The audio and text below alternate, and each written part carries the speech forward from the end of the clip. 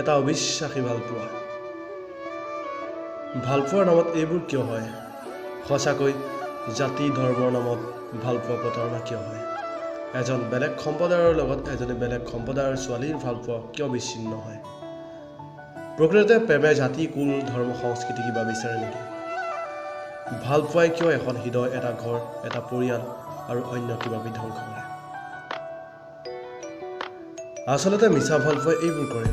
প্ৰথমে প্ৰেম, মিঠা মৰম, মিঠা ভালপোৱা, অলপ দিনৰ পাছত সোমাই যায় গভীৰ ভালপোৱাৰ মাজত।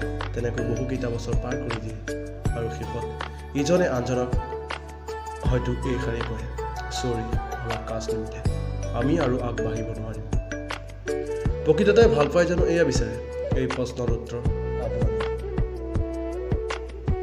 মই ভাবোঁ ভালপোৱা মানে এটা সম্পৰ্ক নহয়, যুগ যুগান্তলৈ জীয়াই থকাৰ এটা প্ৰতিশ্ৰুতি। গতিকে উই আৰ নট চেম্বু। আমি সঁচা প্ৰেমিক। আমাক লাগে এটা ভাল সম্পৰ্ক, যাক লৈ জীয়াই থকাৰ প্ৰেৰণা বিচাৰিব।